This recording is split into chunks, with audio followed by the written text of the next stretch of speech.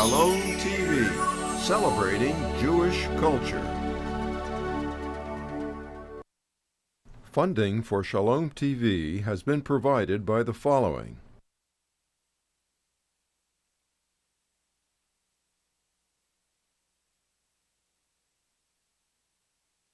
And by viewers like you.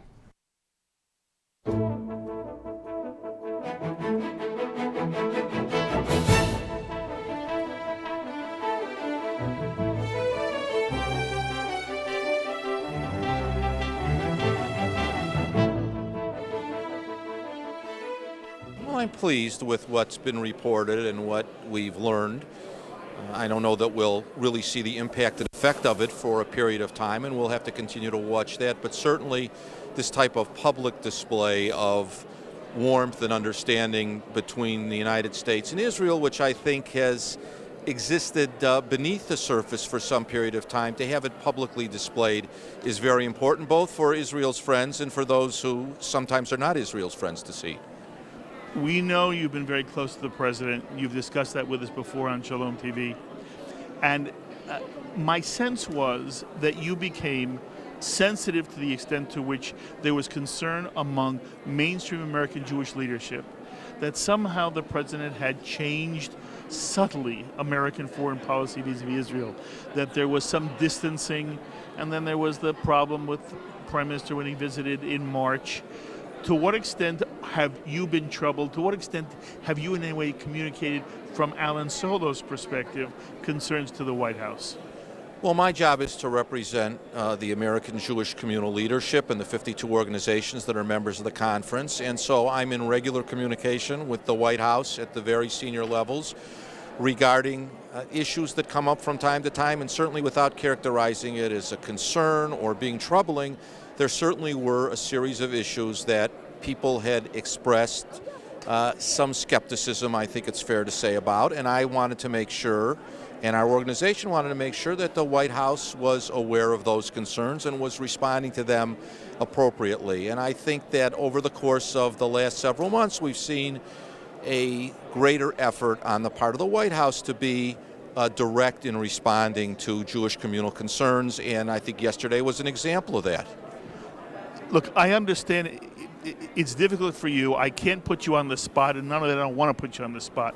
But I still want to ask, were you personally ever worried about the extent to which the wrong signals were being sent from the White House to both the State of Israel and the Arab world?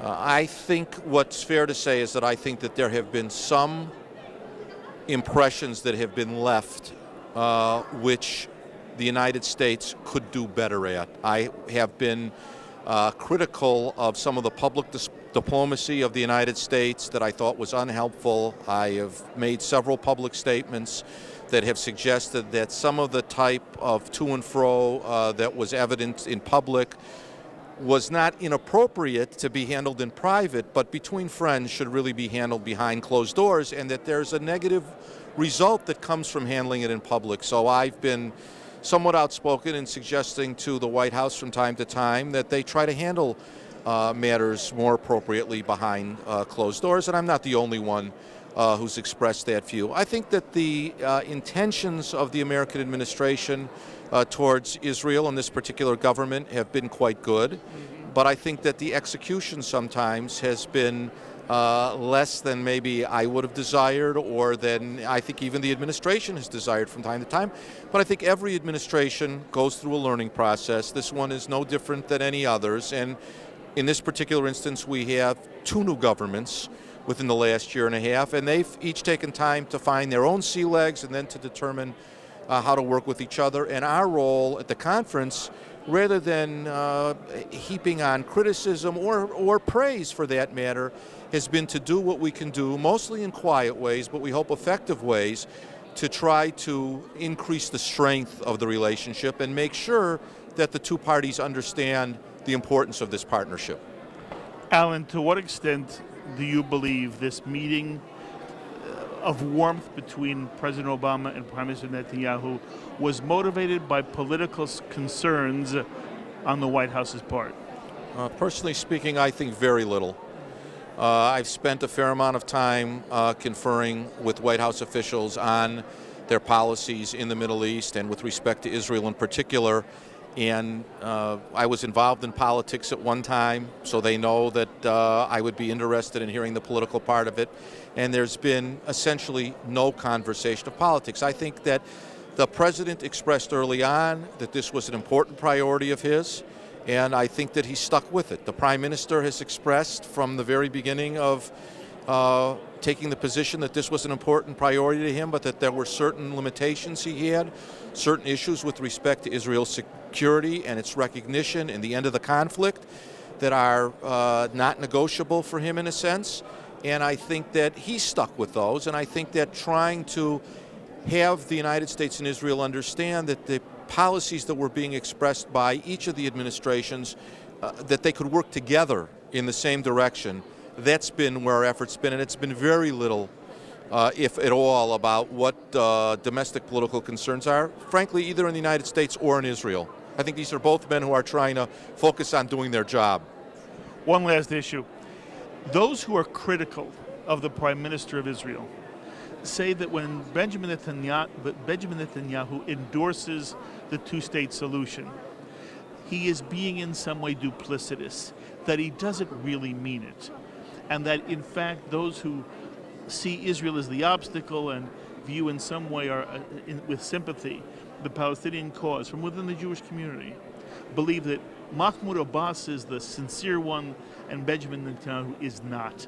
In your own experiences with Mr. Netanyahu, how would you respond to this kind of suggestion that the Prime Minister has some ulterior motive and is really not serious about Israel's commitment to a two-state solution? Well, I would reject those characterizations categorically. Every meeting that I've ever had with the Prime Minister, including one lengthy meeting when he was running for this position back in January of 2009, have reflected on his part, both in word and deed, a sincere desire to try to reach a resolution with the Palestinians that would bring an end to the conflict. But his terms have always been clear. Number one, that he wants an Israel that's going to be secure and safe when the conflict ends. And of course, I agree with him that the first responsibility of any government leader is to make sure to protect his people and to keep them safe.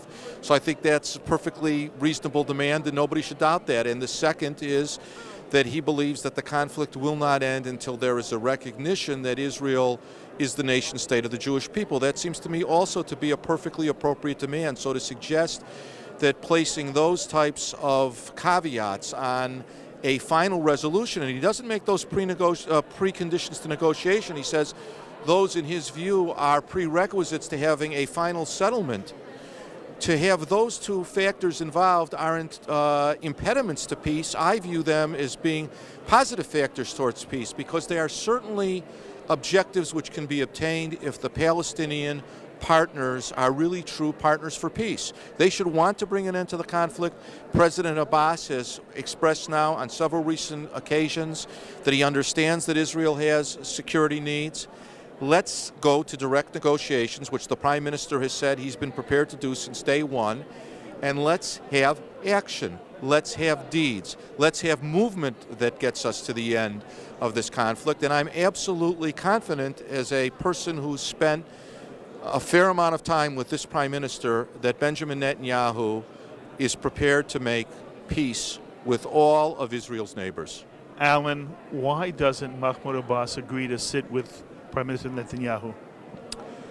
Well, I'm not nearly as friendly with President Abbas, although I've had the occasion to meet with him recently, as I am with Prime Minister Netanyahu, nor do I spend the time studying Palestinian politics. But you have an instinct here. No, I think my instinct is that he's got political problems, and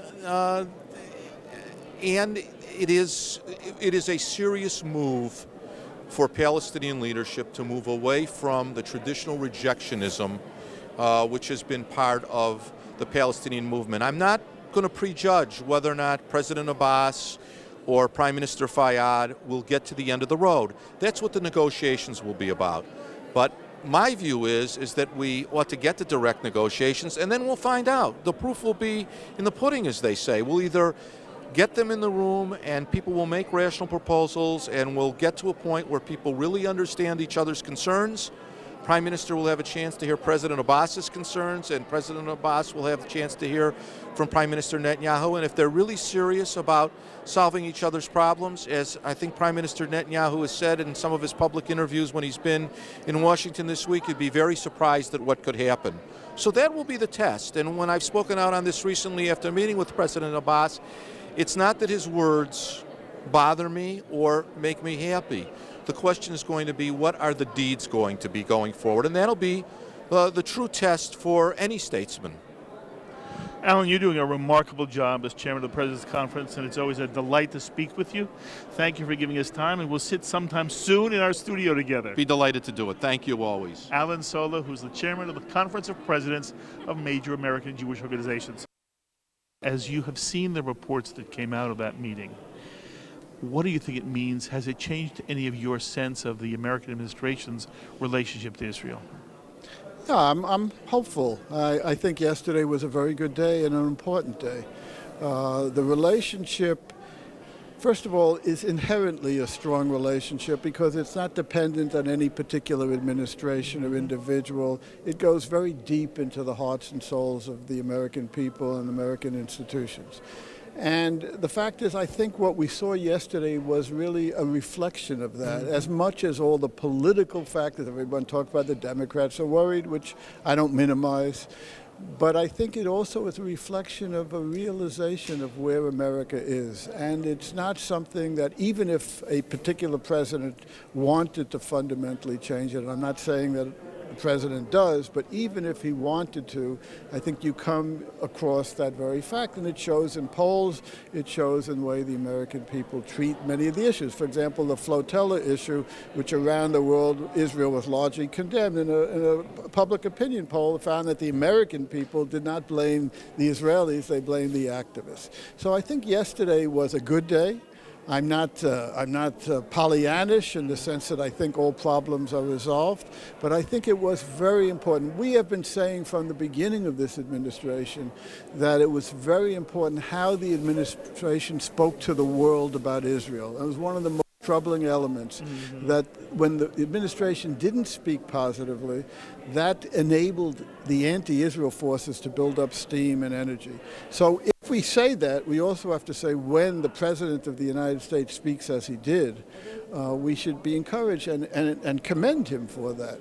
Now we have a lot of work to do, but I think this really was a very positive day, hopefully setting the stage for a deeper, more intense, positive relationship. Ken, we've seen a number of interviews and statements now made by Palestinian Authority Mahmoud Abbas. And he seems to be saying, number one, that the Palestinian Authority is now willing to recognize the State of Israel, even make compromises about some of the holy sites in Jerusalem. As you look at it, to what extent do you feel there is a reason now to be trustful of Mahmoud Abbas and Fayyad and the Palestinian Authority? Trustful is a word I wouldn't use, and I don't think there's necessarily a basis for that. That can only be demonstrated through behavior and experience.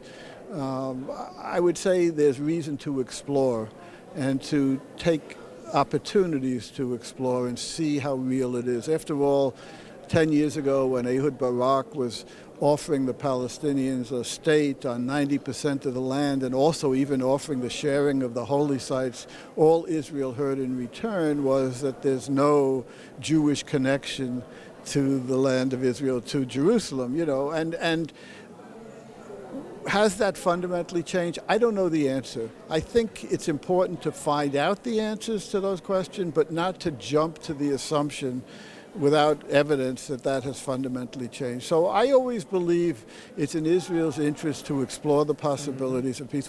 What's troubling to me is that the world, and even sometimes our own government, doesn't understand the tremendous dilemmas that Israeli leaders face. I mean, people say the occupation. Okay, you like it, you don't like it. But Israel really, in my view, doesn't want to stay there overall, but the question is, how do you get out? And it's caught between which is worse, getting out or staying. It tries different options, and so far none of the options have proven to provide security for the people of Israel. That continues to be the challenge. Maybe there's a real opportunity now, but to assume there's an opportunity, to assume there's a basis of trust, in my view, is going too far.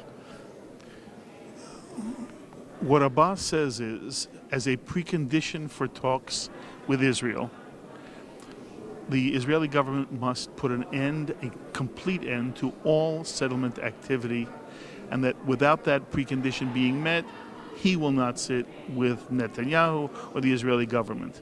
And at one point, President Obama seemed also to be saying that settlements were the key obstacle to any kind of peace talks between the Palestinians and Israelis.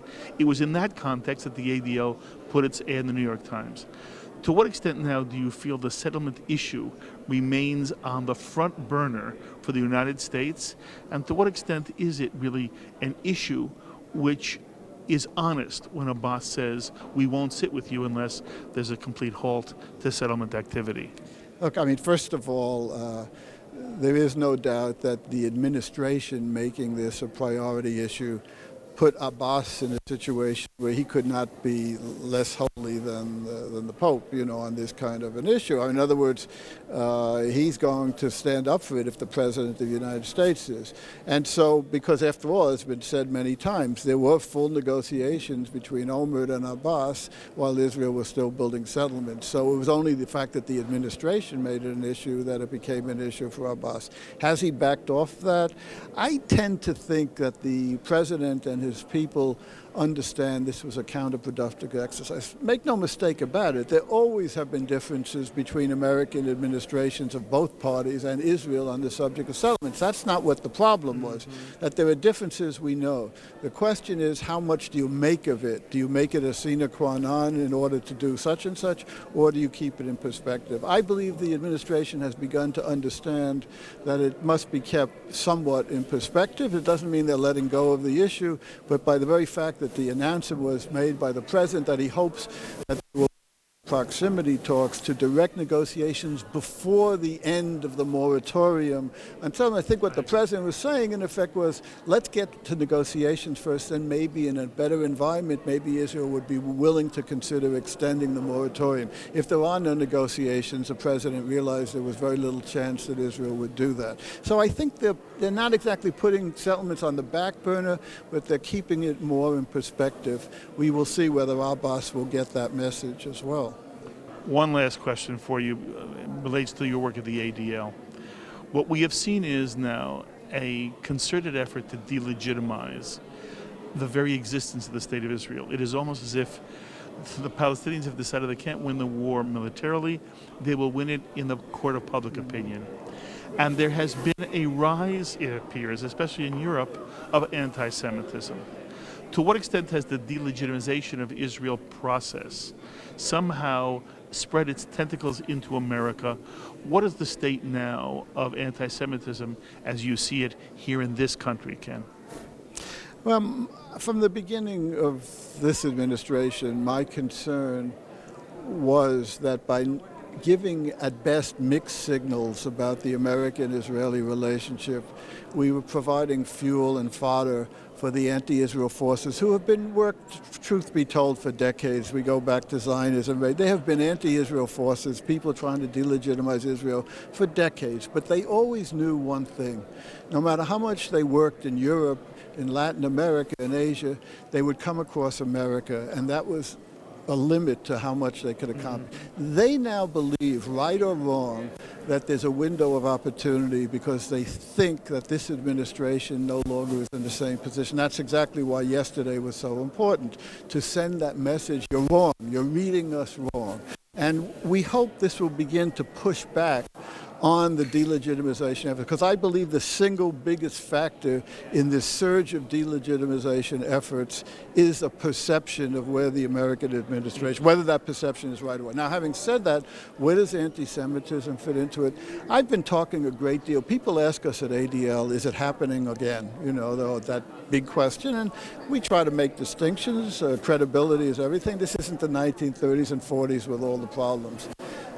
People ask me, what's my big worry? My big worry is that the sense of shame about anti-Semitism, which emerged after Auschwitz, not that anti-Semitism disappeared, but people were so embarrassed after seeing Auschwitz about manifesting anti-Semitism that inhibited the behavioral anti-Semitism. And my concern is that every time we have a spasm of anti-Semitism, many times connected to anti-Israel stuff, where anti-Semitism is legitimized by anti-Israel stuff, and people get more and more comfortable the further we are from the Holocaust, and every time another layer of inhibition is removed, that we could come to a period of time where being anti-Semitic no longer is the kind of taboo. So that's my great fear. We're losing the inhibitions and shames about anti-Semitism, and that's what I really worry about. And it's connected to the delegitimization of Israel, and therefore we have to make that point. Not that everyone who criticizes Israel is anti-Semitic. If you go down that road, you're going to lose people, because the truth is there's a whole... But what is true is that the delegitimization campaign, the demonization campaigns are not automatically a sign of but they created an environment in which anti-Semitism becomes more respectable and legitimate. And then that sets off this cycle of the inhibitions. And that's what I worry about. And so we have to make that case that people can't look at themselves as innocents. This is setting off a process that could be extremely dangerous as time moves on. But it hasn't happened yet. Well, we're not in this.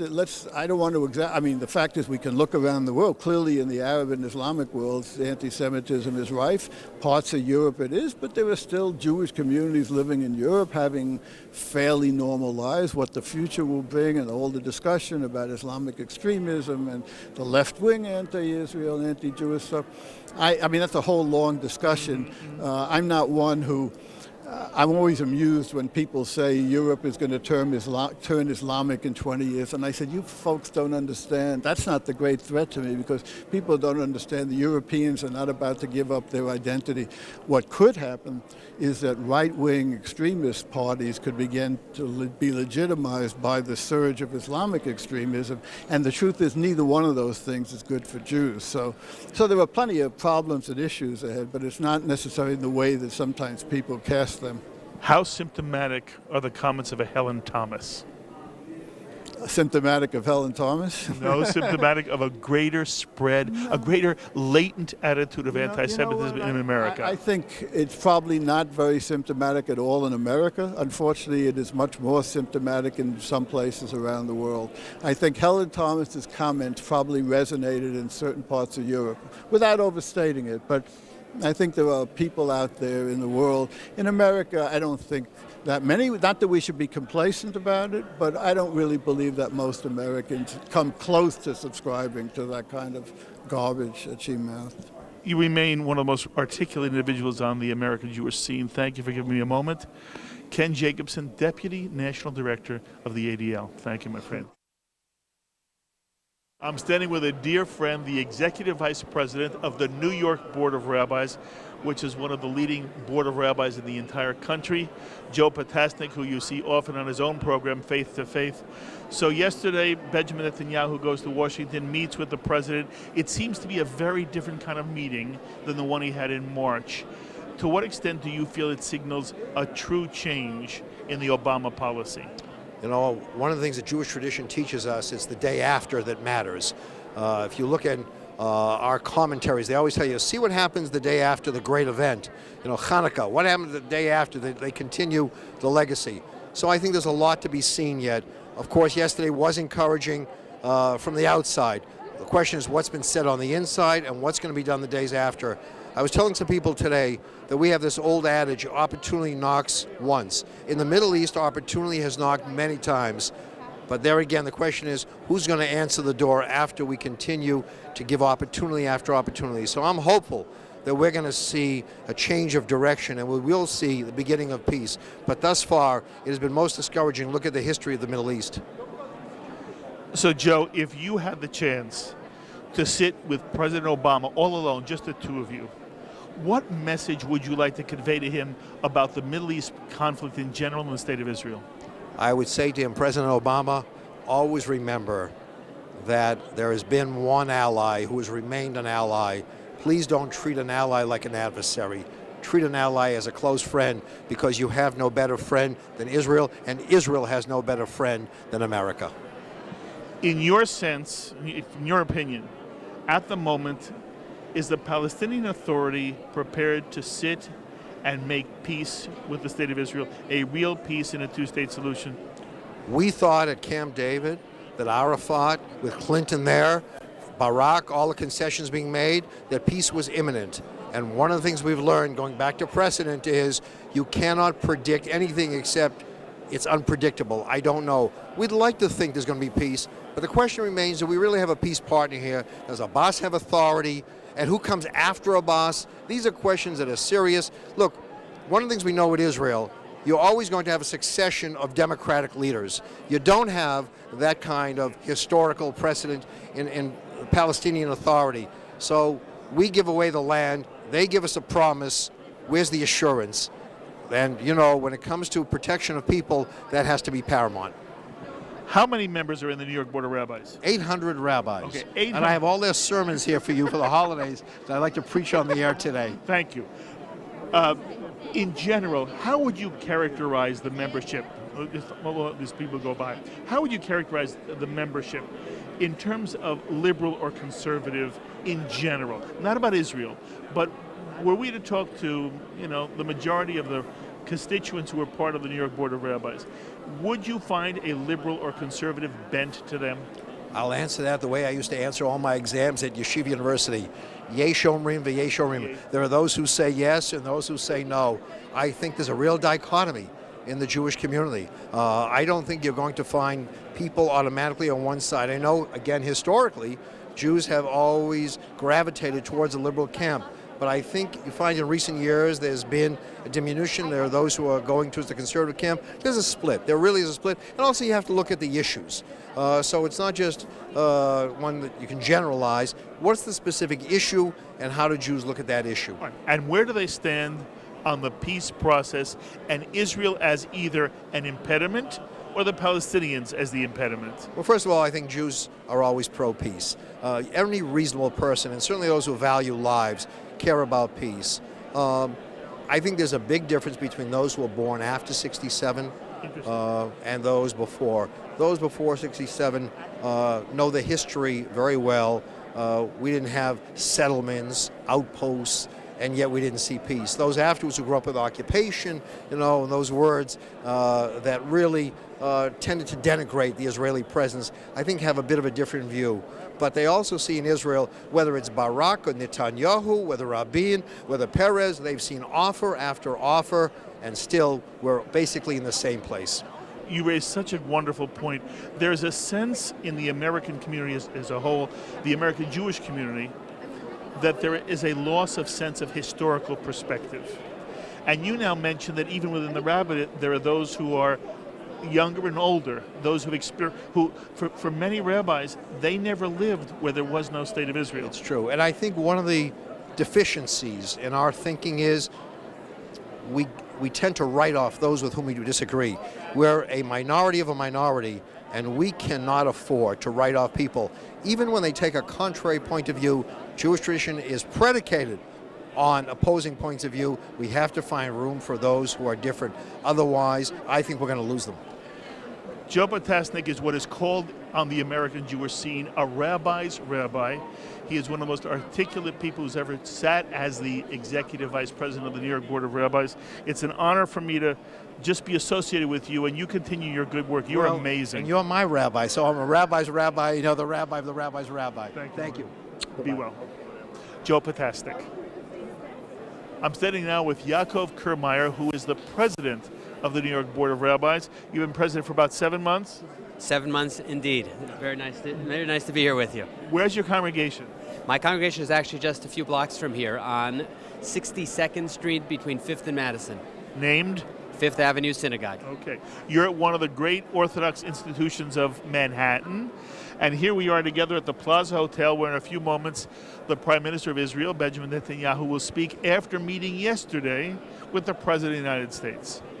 And I wanted to know, Yaakov, whether your sense is the meeting that took place in Washington yesterday has in some way changed your view of the Obama administration's policies vis-a-vis Israel. It has not. I'm still very much concerned about the stances that he has taken.